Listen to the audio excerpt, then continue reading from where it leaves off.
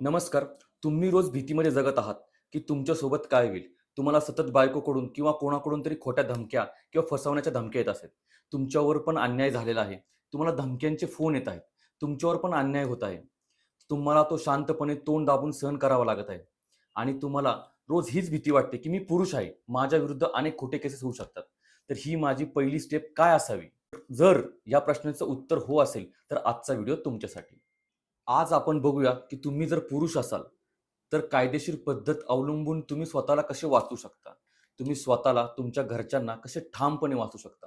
या व्हिडिओमध्ये आपण पहिले कंप्लेंटपासून ते कोर्टाच्या ऑर्डर्स मिळेपर्यंतची सर्व प्रोसेस स्टेप बाय स्टेप समजून घेऊया. तुम्हाला भीती आणि तणावपूर्वक वातावरणामध्ये जगण्याची अजिबात गरज नाही. कायदा समजून घ्या, स्वतःचं संरक्षण करा. चला तर मग समजून घ्या, तुमच्या हक्कांसाठी तुम्ही कसं लढलं पाहिजे. सर्वात पहिले आपण समजून घेऊ, की पुरुषांसाठी कौटुंबिक हिंसाचाराचा अर्थ काय आहे.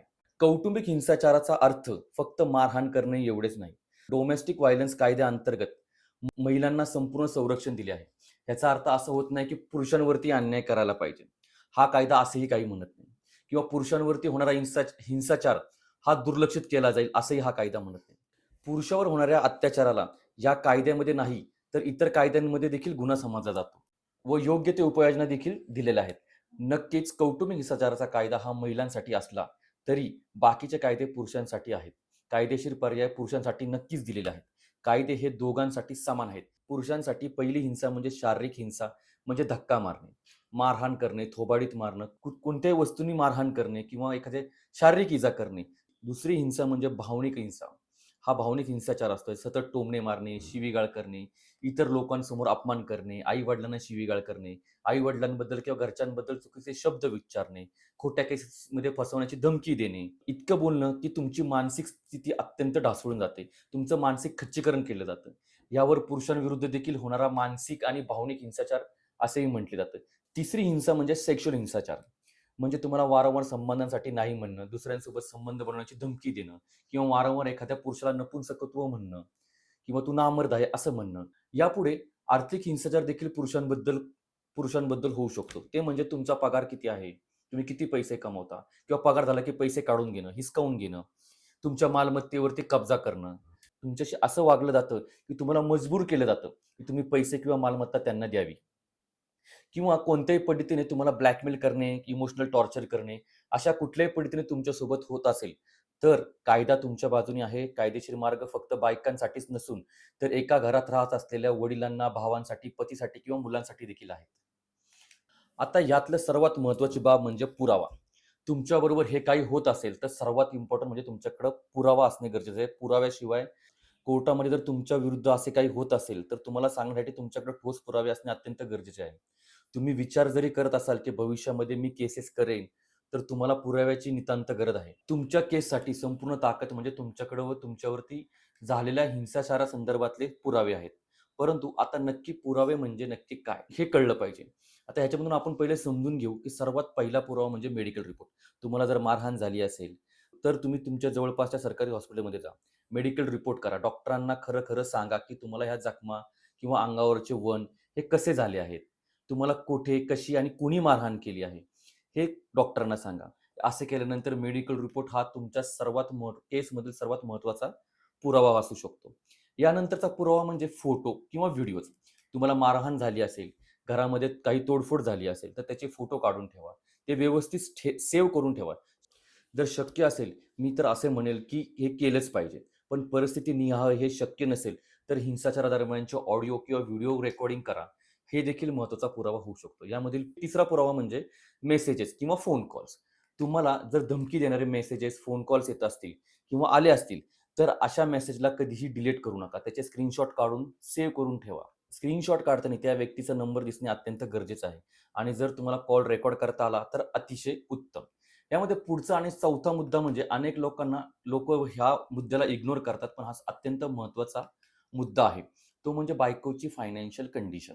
म्हणजेच ती काय कमवते, ती किती कमवते, ती कुठे ठेवते, कुठल्या बँकेमध्ये अकाउंट आहे, तिच्या अकाउंटमध्ये ती आर्थिक व्यवहार कशी करते. पत्नीची आर्थिक माहिती तुमच्याकडं अगदी पूर्णपणे असणं अत्यंत आवश्यक आहे. आणि सर्वात महत्त्वाचे म्हणजे आय विटनेस. साक्षीदार जर तुमच्यावर होणारा अत्याचार कोणीही बघितला असेल तर तो कोर्टामध्ये येऊ शकतात. ते तुमच्या बाजूने बोलू शकतात व पण ह्या साक्षीदारांमुळे तुमची केस प्रचंड मोठ्या प्रमाणावरती स्ट्रॉंग करू शकता. आता ह्यामध्ये तुम्ही एक डायरी करू शकता. ज्या डायरीमध्ये तुम्ही रोज रोज किंवा तुम्हाला कुठे अत्याचार झाला आहे, हे दिनांक, वेळ ह्या गोष्टी तुम्ही लिहून ठेवू शकता. हिंसाचार कसा झाला, कुठे झाला, कोणी केला, कशासाठी केला, हे सर्व नमूद त्या डायरीमध्ये करून ठेवले तर तुम्हाला अगदी सोपे जाईल. सध्याच्या काळामध्ये सर्वात सोपा म्हणजे Google टाईमलाईन. तुम्ही मोबाईलची Google टाईमलाईन चालू ठेवू शकता. म्हणजे तुम्ही कोणत्या वेळी कुठे उपस्थित होतात हे आठवण्यास तुम्हाला सोपे जाईल. नुकत्याच घटना लिहिणं, त्यांचं वर्णन करणं इतके प्रभावशाली नाही, जितके त्या घटनेची तारीख आणि वेळ. घटना जर व्यवस्थित लिहिलेली असेल, त्यामुळे टाईमलाईनमुळे तुम्हाला त्याची तारीख, वेळ सर्व गोष्टी तुम्हाला व्यवस्थित मिळून जातील. लक्षात ठेवा, या गोष्टी करणं हा तुमच्यासाठी खूप मोठा पुरावा आहे. हा कोर्टामध्ये तुम्ही वापरू शकता. आता पुढचा भाग म्हणजे सगळे पुरावे गोळा केल्यानंतर कायदेशीर सुरुवात कशी केली जावी. आता येथे एक सर्वात महत्त्वाची गोष्ट आहे. बरेच लोक पुरावा गोळा करून चुकीची सुरुवात केल्यामुळे कायदेशीर लढाई हारतात. तुमच्याकडे ठोस पुरावे असल्यास तुम्ही पहिले पाऊल देखील अतिशय विचार करून आणि समजून घेऊन पाऊल उचला आणि ते अत्यंत गरजेचे आहे. जर पुरावे असतील तर ॲक्शन घेण्यासाठी अनेक सारे कायदेशीर मार्ग आहेत, जे मोठ्या प्रमाणावरती कन्फ्युजन क्रिएट करतात. यामध्ये सर्वात पहिला मार्ग म्हणजे तुम्ही पोलीस स्टेशनवरती जाऊन तक्रारी अर्ज करणे. तक्रारी अर्जामध्ये सर्व घटना योग्य घटनाक्रम लिहिणे अत्यंत गरजेचं आहे. परंतु लक्षात घ्या, येथे लिहिल्या जाणाऱ्या घटना या विचारपूर्वक लिहिणे गरजेचे आहे.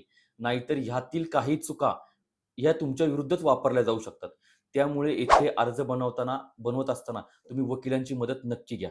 जेणेकरून या अर्जामध्ये होणाऱ्या परिणामांचा विचार करून आधीच अर्ज लिहिलेला असेल तर पुढे कंप्लेंट करा. या अर्जामध्ये सर्व तारखा व घटनाक्रम अगदी अचूकपणे लिहिणे गरजेचे आहे. कारण या अर्जाच्या बेस ठेवूनच पुढे पोलीस त्यावरती गुन्हा नोंदवू शकतात. हा गुन्हा भारतीय न्याय संहिते सेक्शन 115 म्हणजेच जाणून-बुजून तुम्हाला इजा पोहोचवण्याची किंवा भारतीय न्याय संहिता सेक्शन 352 जाणून-बुजून तुमचा अपमान केला व शांतता भंग करण्याचा प्रयत्न केला. तसेच भारतीय न्याय संहिता 351 सेक्शन प्रमाणे तुम्हाला गंभीर इजा पोहोचवण्याचा प्रयत्न केला, तुमच्या जीवाला धोका निर्माण होईल असे काही कृत्य केले, तर या सेक्शनवरती गुन्हा देखील दाखल होऊ शकतो.